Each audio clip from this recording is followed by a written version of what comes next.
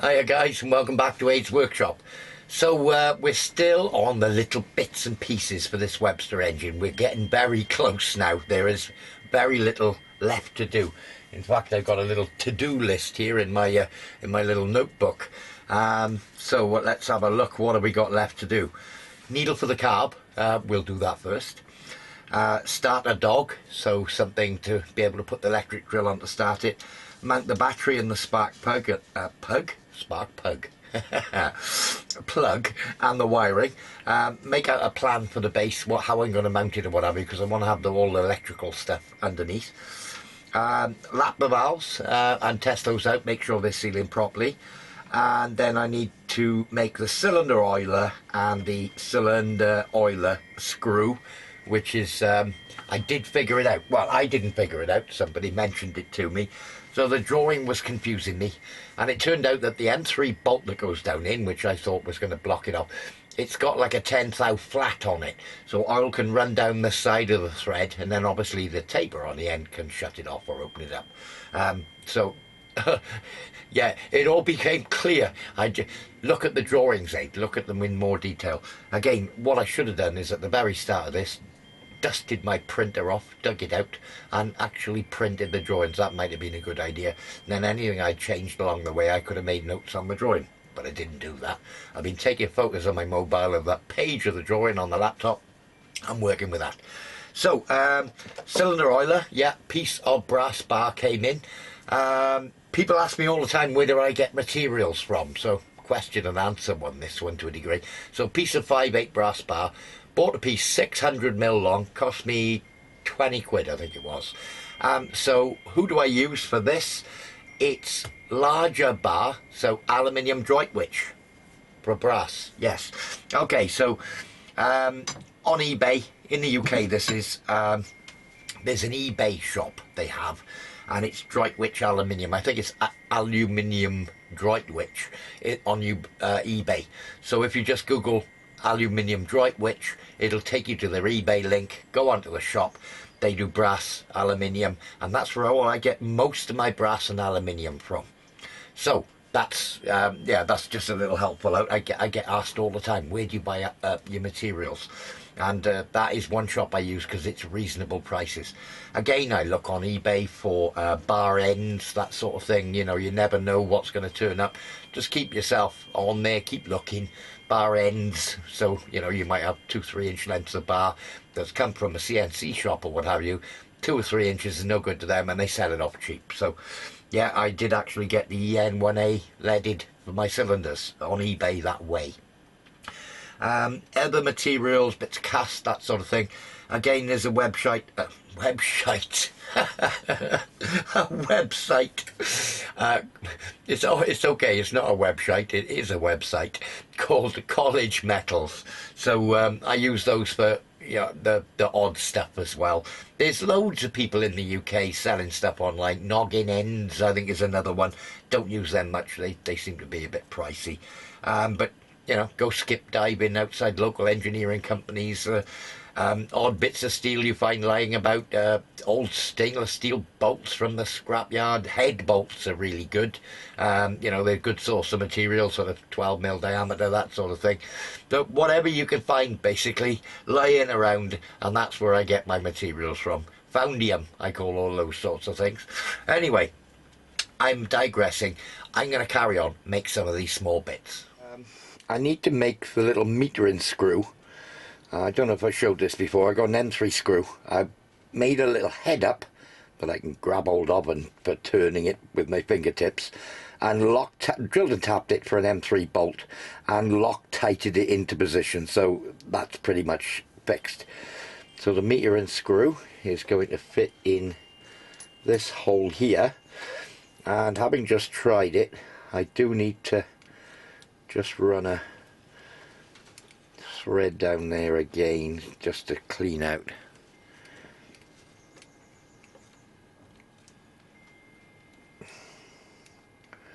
Just make sure I don't go too far. Okay, so let's just get that tap out of there. So on that note, I broke some time ago my M3 taper tap. Only had one here, and okay, I'll go off camera now, and I'll actually have a little chat with you sat down. So yes, I missed out. I was just talking about the M3 tap, and it reminded me of this. So let me make sure I get it right. There's a website in the UK. Now, I've been talking to the guy that runs this company, and it's called modelfixings.com. So www.modelfixings, all one word.com. And they do all sorts of weird and wonderful taps and dies and materials up to like 1/2 inch. So brass, aluminium section, aluminium bar, brass bar, square, tubing, all that sort of thing. Lots of small fastenings. Literally, if you're into this sort of more small model making stuff, visit the website. Now, obviously you'll be doing a guy I've been speaking to, Ian, a favour with this, but yeah, I mean, it's a useful source of the out there bits and bobs, whether that be RC stuff, whether you make steam engines, model engines, stuff like this, Webster. Great source of parts, bits, bobs, fastenings and what have you. So www.modelfixings.com, and tell Ian I sent you along. Anyway, if you're watching, Ian, I've done my bit there, and I do need, and as I mentioned then, and I do need, well, not a set of M3 taps, I've got the second and the plug, but if you do have an M3 taper tap, that'd be much appreciated. Obviously, not no pressure there. Anyway, and obviously I got no affiliation other than I've spoken to Ian online, and he's actually just bought himself a lathe and a milling machine. So he's been selling all the bits for years, and now he's going to get into the hobby as well. So good luck with that, Ian. Right, okay, let's get back on the small parts. So I've just screwed that in there. I put a little spring around it. That seems to work. And that stuck out 10 mil. Now that spring will compress a lot more, you know, certainly to 5 mil. And the square end of the screw is touching against the underside of this. So I'm going to say, it being M3, that I'm going to get probably maybe 1 mil to 2 mil is going to enter into the inside face of this, what is going to be the meter and jet, as well as the fuel inlet. So I'm going to take 4 mil off the end of this and then put the taper on. So yeah, basically put it up in the lathe. I'll probably saw 4 mil off and then put a taper on the end of it. Yeah, what? It's quite long, that screw. It was a lot longer than I thought it was going to be. I didn't think it was going to be anything like that long. But by the time you fit a spring in, it is quite long. So yeah, just a little bit of detailing on there, a couple of grooves, a little bit of brass, just made it look nice. So I just hacksawed 4 mil off the end. And, oh sorry, yeah, filed. And then a bit of wet and dry, a taper on the end, quite a shallow taper, and I'm hoping, I'll screw that in there without the spring first, and that should, oh, I might have gone a bit short here, that's now closed off, okay.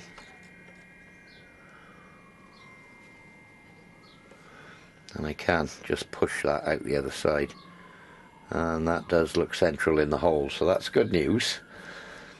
What I'm hoping,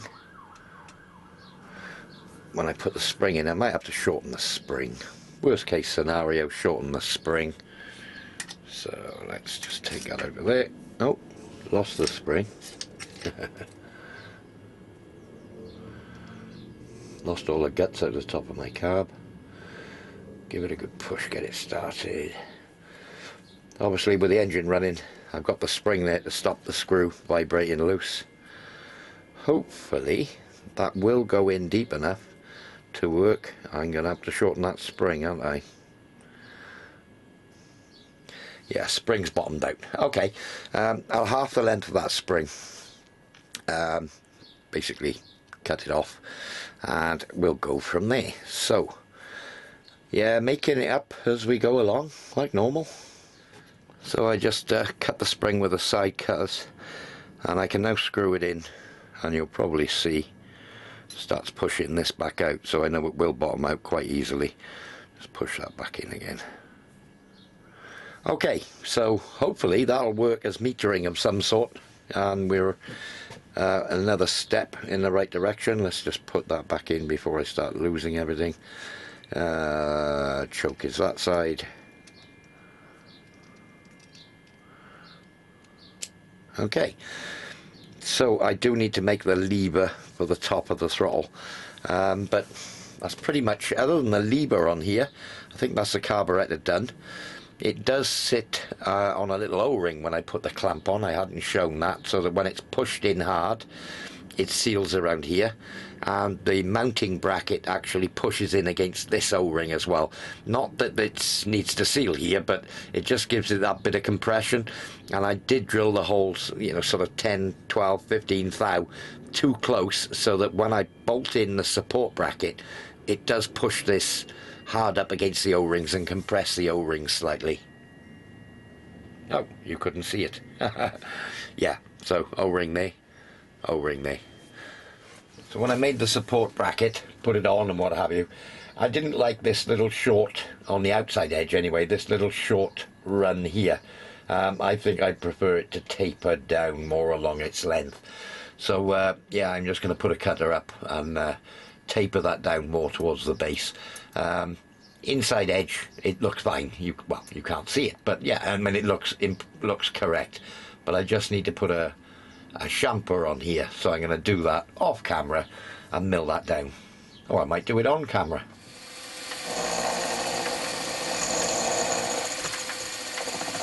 Oh, banging the tripod, guys, sorry.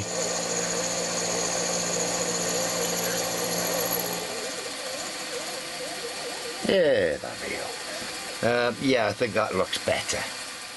Yeah, I think that gradual taper from the bottom up to the top looks a lot better than it did before with that sudden sort of chunk. So yeah, it's just how it looks really, isn't it? So I've made a bit of a plan. Well, not made, I've had a bit of an idea, a bit of a plan.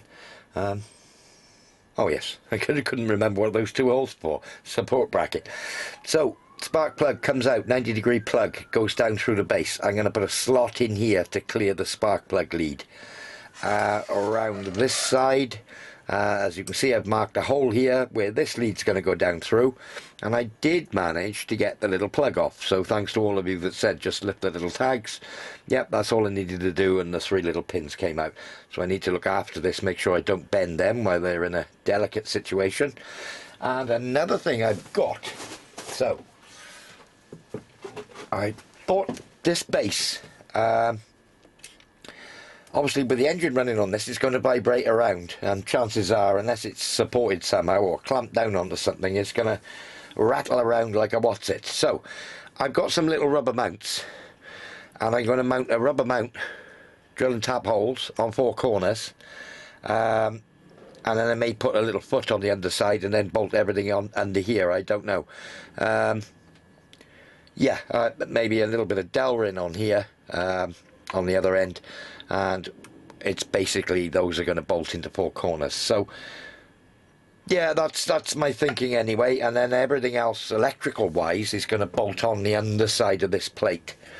I thought about having another plate underneath, which this is bolted to, or a piece of wood with everything mounted on.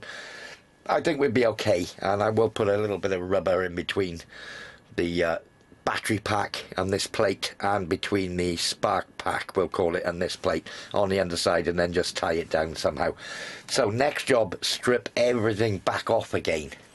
So down in the T-slot, 5mm drill, we'll try that.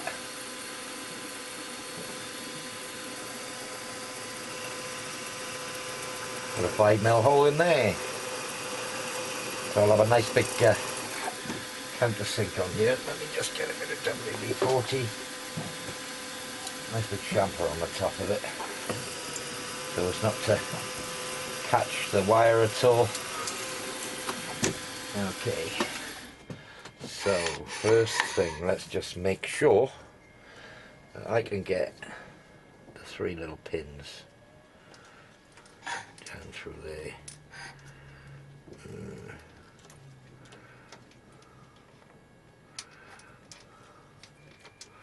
Okay, yeah, that fits. Right, okay. Probably could have gone a tiny bit smaller, probably could have got away with a 4.5, but 5mm it is now. So let's put that drill away. Let's get a chamfer in there, shall we?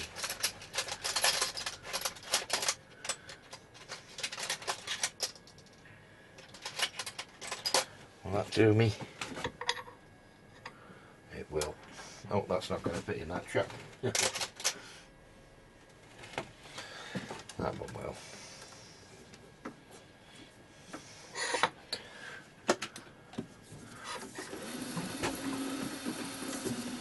And head down a bit.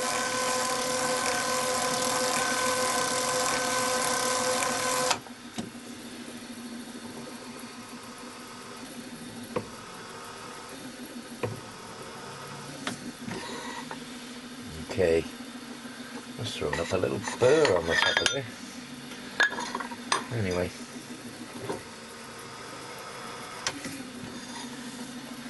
right, that should be good so as not to cut the wire where it feeds down through the hole. Probably need to just run a stone over the top of there. So this is all going to be polished up, this plate, at a later date, so not worried about a few little scratches here and there at the moment. Okay, so that's that one. Need to set it up now and mill a slot in here.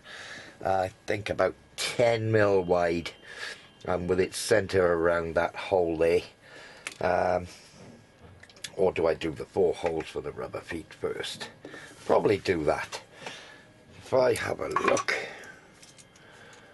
what size that is, 26mm. Let me go 27.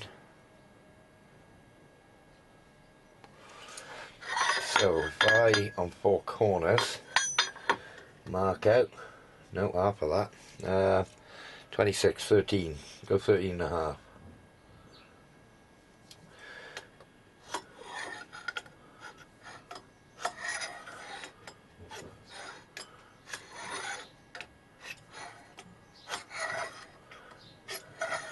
Okay, I got 4 X marks the spots on the corner, so the rubber feet will go there and they'll be inbound to the outside of the plate.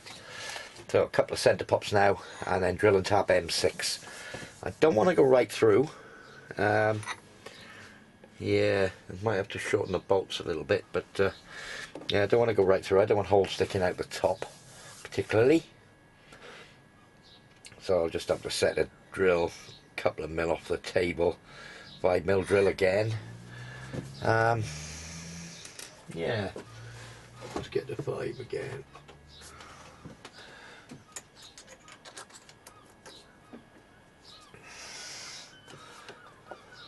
Let's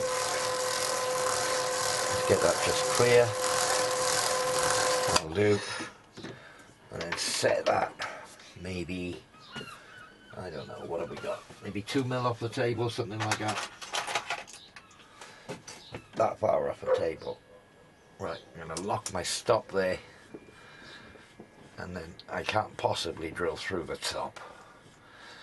So I'm not putting force on this, that's on the end of a needle file there. Setting my depth stops on my quill.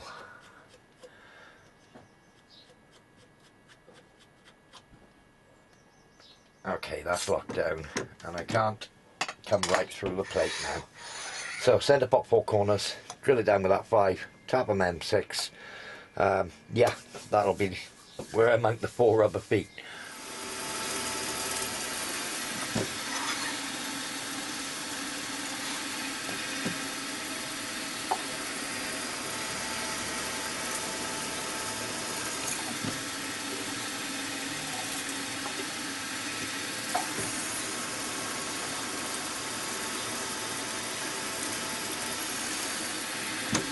Okay, so I'll just hand tap those now, and then we should be able to fit the rubber feet. Might struggle to get the tap down deep enough. If I do, I'll chop a couple of mil off those feet.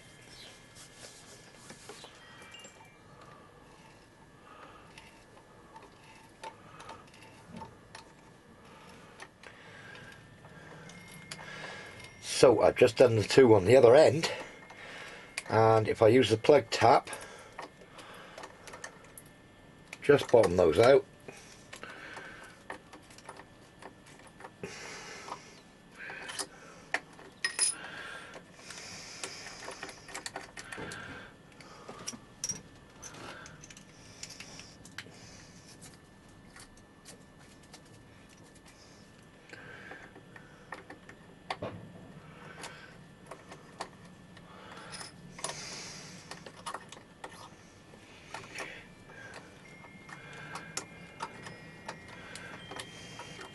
Obviously I've got to deburr this yet, but yeah, if I just bottom out, here we go, we're cutting again now.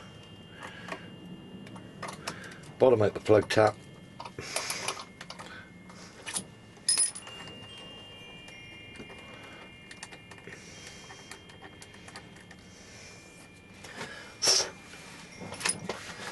Get one of the rubber mounts, and as you can see,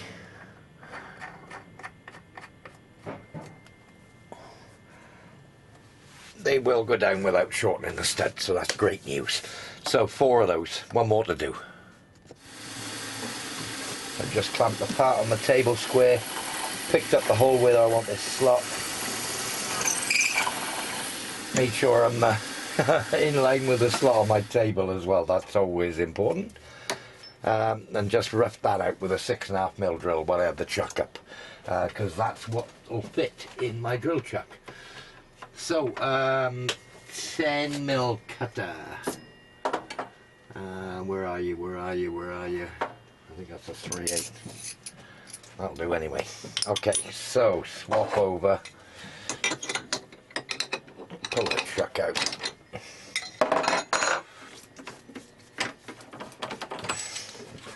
Typically keep the chuck in the 12mm collet. Obviously I can swap with a fly cutter, my countersink, all sorts of things will go in the 12mm. Should probably get myself another 12mm collet at some point. So I got a 10mm cutter here. It's an end mill,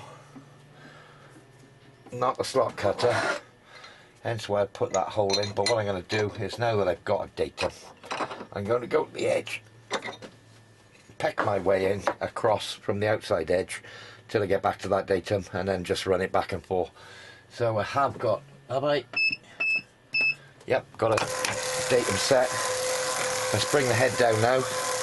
Thank goodness for my head power feed.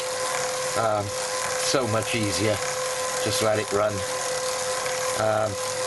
Especially when I'm changing from like one extremity to the other. It's a lot easier than winding. And I'm no spring chicken nowadays, so yeah, it just makes life easy. I'll come down somewhere near. Okay, that'll probably do me. Right, I've got the 0 set. Let's come to the edge. Somewhere like that. Let's just have a quick squint.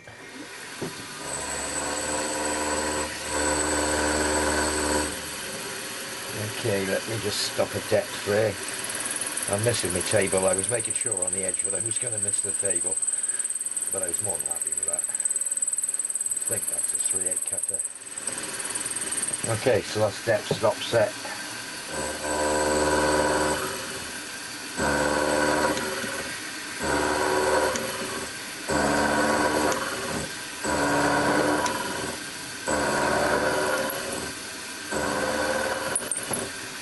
Now I'll just keep going across.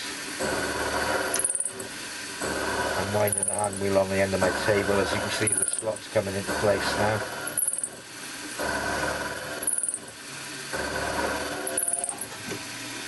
Stick a bit of WD in the general area.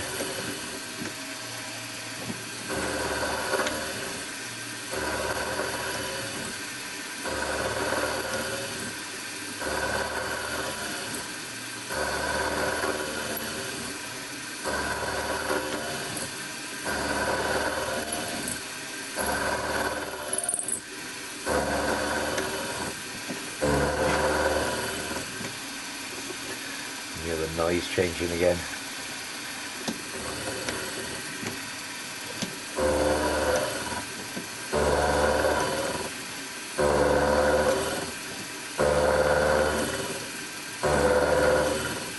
Probably didn't need to put that hole in, but at least it confirmed I was in the right place.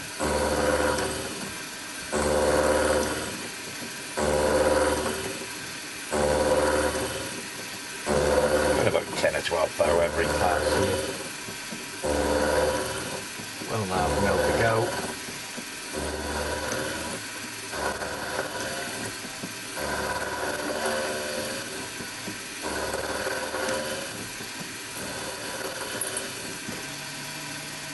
That's a little bit of brush. Right, that's final cut. Lock it on bottom.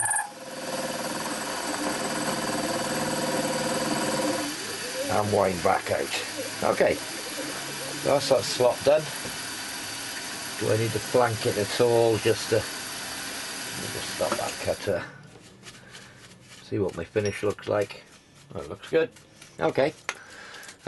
So yeah, I mean, a quick and dirty slot took me, as you can see, in real time, not long at all. Should have took that drill off the table before I started cutting with all muck around the place.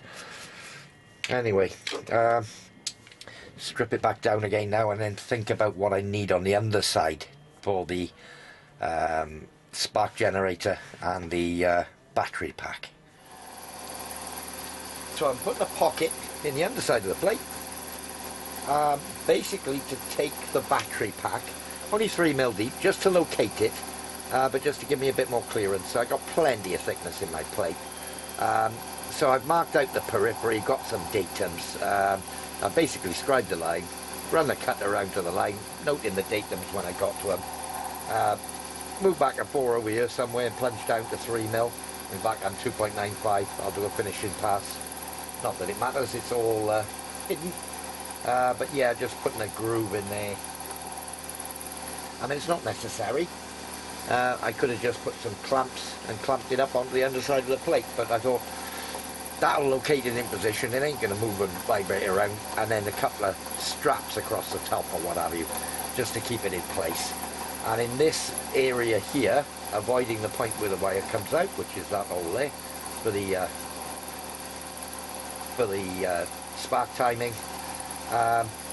So the block is going to go here somewhere, and then we'll think about tidying the wires up when we've done that, connecting it all up. But I think we got to start somewhere. This is where I'm starting. So yeah, I've written some numbers on my plate. 00 this corner, 98.3, 55.2. Yeah, I'm just going to work around the outside, away from the edges first, and then rough out the middle, then go around the outside. Once I've gone around the outside once, I'll come down to depth and then go back around the middle. It's just milling a pocket, really.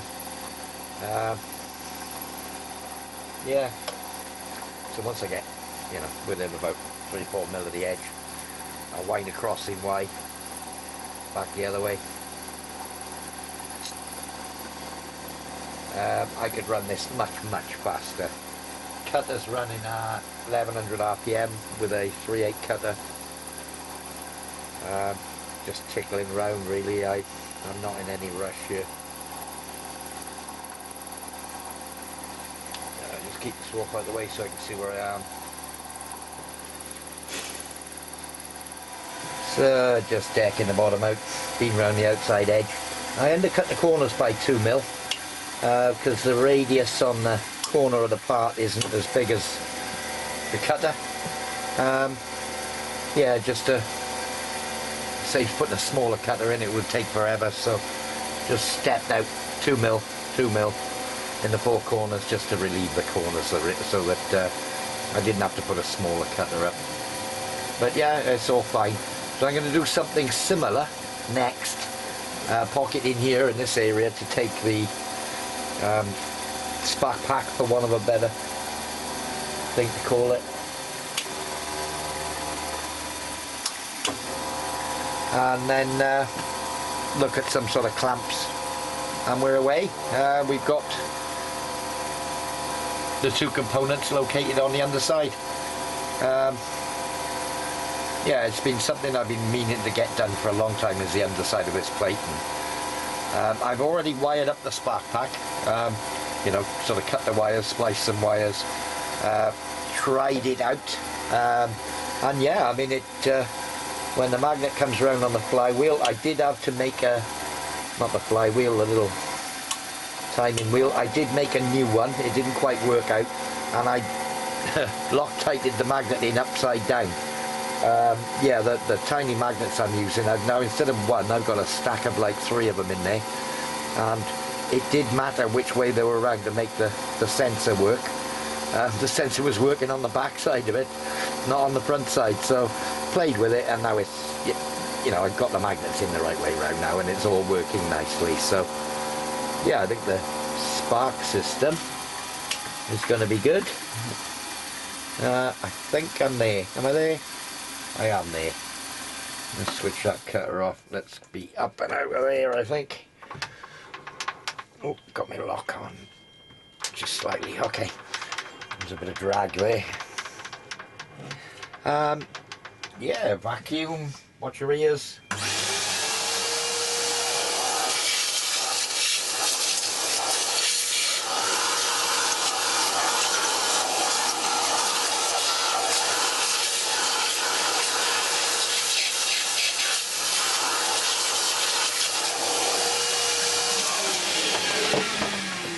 Right, I'll just try the spark pack in there. I'll have to run a noga around the outside edge of that. But I think we're small steps in the right direction. There we are. Doesn't need to be any closer than that. No point in being daft with it. So some sort of little, maybe some little toe clamps of some sort. Maybe one either side, that's all it's going to take. Or maybe one either end. Yeah, 2 ends on diagonals I think is probably the best. I'm avoiding these bolt holes because I don't know why. I don't need to. I can put the bolts in first, but yeah, and that gives me access in the end to get to the switch, and I will also be able to pull this charger out, or this wire which connects to the spark pack. I can, obviously I've made up the splice there, but this is way too long at the moment. But gives me options. So pocket number 2, deeper, to make up for the difference in the 2 thicknesses. So that goes in there. Actually put it in this way works better. I've had to elongate the ends a bit more. That sits flush with that. And if I just take one of those mounts, which and throw it on the floor, okay, grab another one. As you can see, there's about 2.5 mil clearance. So yeah, I decided I am going to get a nice piece of timber, something about 3/4 thick, and I'm going to put it on a piece of timber. It's going to be outset from the outsides. I may even put a batten on the underside of the piece of timber so I can hold it in a vise or something like that. But yeah, I mean, little steps in the right direction. So take that off again, deburr that. Cable management I'm going to play with when I dry fit everything together. You know, I'm this cable, spark wire high tension lead, comes around this side through this, down through this slot. So I may put a couple of you know, little cable tidies on the underside of here, clamp it down. This is the power cable. Is it? Yes. It needs to come around onto the fitting on the end here, so again I might put a little loop and washer or something in the power cable here, a couple of loops, maybe something to clamp it down. Yeah. This is the spark sensor wire, and yeah, I never did know what this was for, but it does say on it it's for a RPM signal output. So I may be able to put an RPM clock on it at some point in the future, but I can always tuck that. Basically, let's have a look. I can always tuck that down in there. Now I was going to make some clamps, but I think a bit of hot melt glue on the four corners in the undercuts will probably do it. I'll put a couple of scratches down in there, and hot melt glue, four corners of both, will probably be enough to hold them in place. If it isn't, I'll make some clamps at a later date. So while I had it in bits, I've got the Makita random orbit sander here. I hit it with 40 grit until all the machining marks were gone.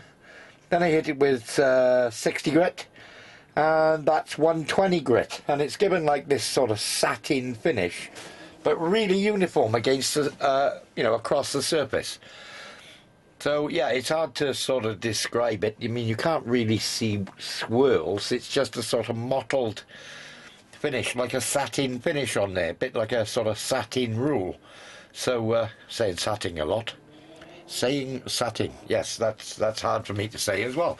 So yeah, I quite like the look of that. I was thinking highly polished, but there's going to be lots of highly polished stuff on top of it, so maybe that look might be good. Yeah, jury's out, we'll see. So I've been messing with this for a few minutes. Yeah, it basically took some cotton, a bit of T-cut. It's probably not strong enough for what I need. I need to get some aluminium polish. Anyone recommend a good aluminium polish? I've seen all sorts of different ones on the market. Chrome cleaner I used to use was Solvol Autosol. I used to like that stuff on chrome back in the days when our cars had chrome. But I've tried this like original T-cut. I'm basically using what's the tool I use? Well, basically an old sock with T-cut, and buffed it all over and just kept going. I probably spent about 4 or 5 minutes on this end. I prefer it to that matte look. It's still got the swirls. It's just got that. It's got a bit of a luster to it now, as opposed to the satin finish. So I think that's the finish I'm going to go for on the base plate.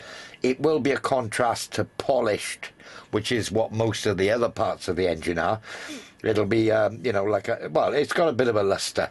So, yeah, I'm actually going to do. It's going to get scratched up again and messed about with, and God knows what on it.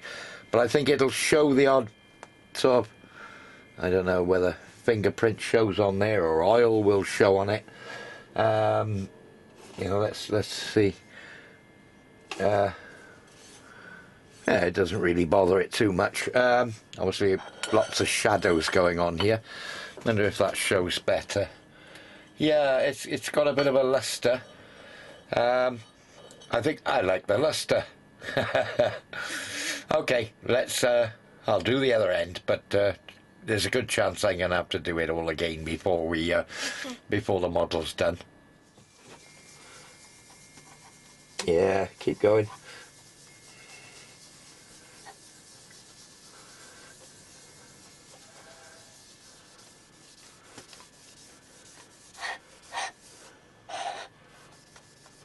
Whoop.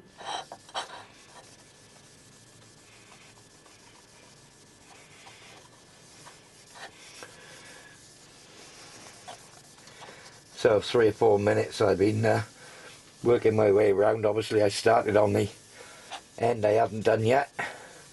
Did a load there, and then I'm just doing generally all over now. Working in all sorts of directions, diagonals,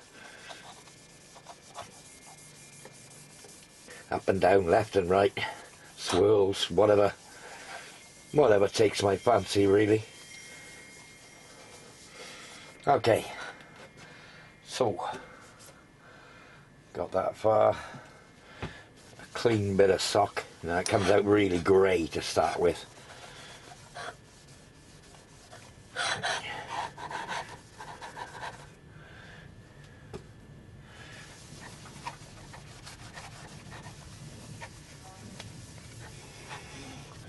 It's left a residue on there.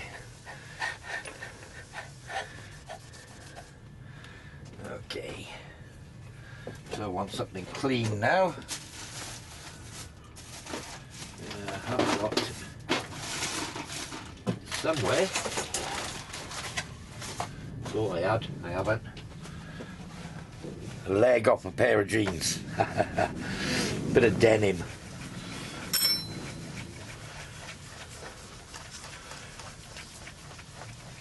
Basically it's still cutting, I haven't washed it off, but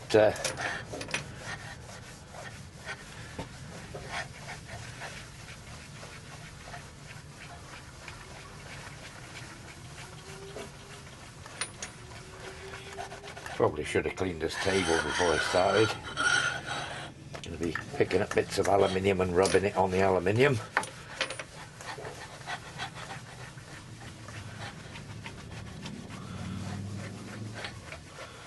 Bits of dirt and what have you. Let's turn.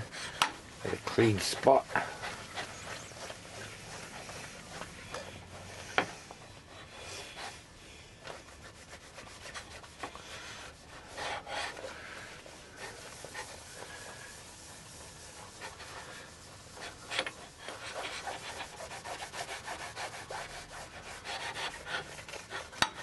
Picking up bits off the edges, I think. Keep turning. Oop, let's have my lid out of the way.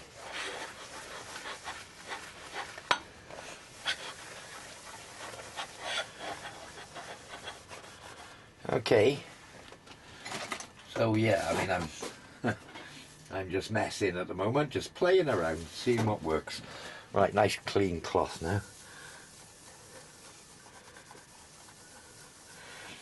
Keep picking up bits of polish out the holes.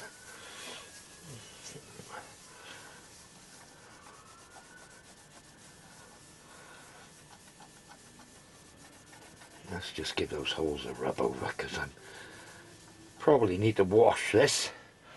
Yeah, probably kitchen sink, bit of fairy liquid, and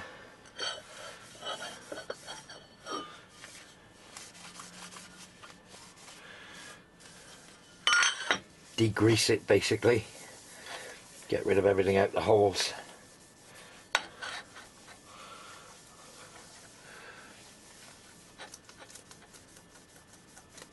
I got something going on there. Oh, polishes up and machine finish quite nice.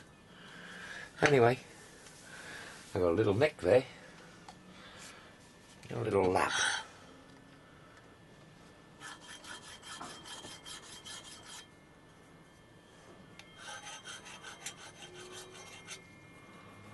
That's better. I can feel my cloth picking up on that.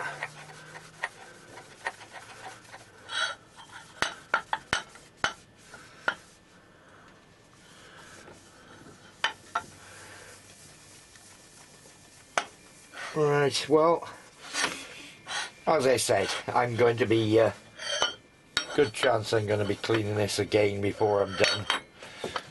Machining it again, or not machining. Ugh, underside's covered in muck now. Right, that's that cloth got to go in the wash.